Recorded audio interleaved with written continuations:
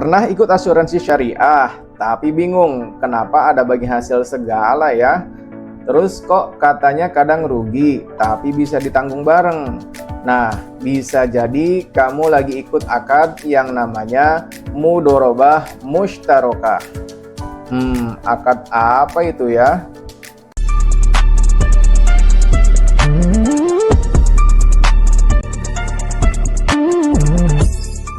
Oke guys, jadi gini, di asuransi syariah, terutama yang ada unsur savingnya alias tabungan, ada satu akad keren yang dipakai, namanya mudorobah mushtarokah.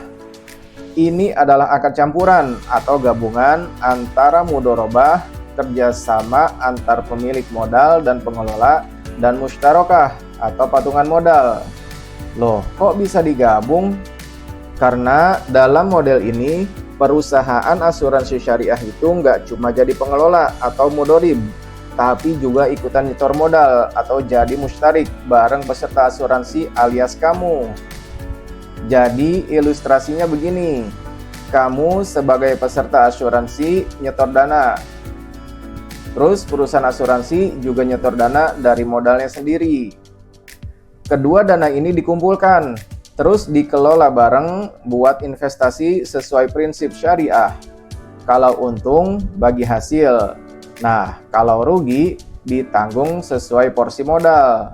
Nisbah alias rasio bagi hasilnya udah disepakati di awal dan harus tertulis jelas di akadnya. Bahkan ada dua skema alternatif yang bisa dipakai. Yang pertama, bagi hasil pertama-tama dibagi antara perusahaan sebagai mudorib dan peserta sebagai sohibul mal. Baru bagian perusahaan sebagai mustarik dibagi lagi sesuai porsi modal. Terus alternatif kedua, hasil langsung dibagi proporsional berdasarkan modal masing-masing. Setelah itu, perusahaan ambil bagian sebagai mudorib. Keren kan? Transparan dan adil. Contoh praktisnya kayak gini.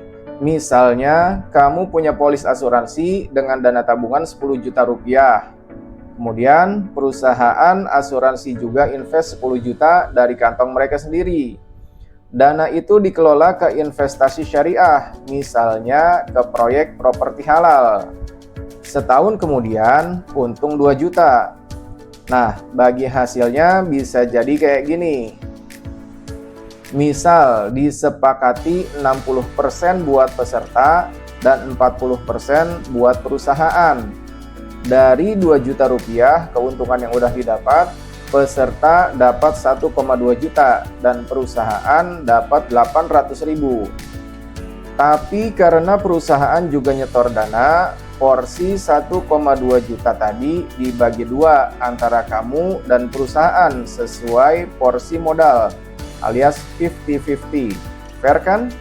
Kok bisa rugi juga? Kan ini asuransi syariah, harusnya aman dong. Nah, justru karena ini syariah, harus jujur dan transparan.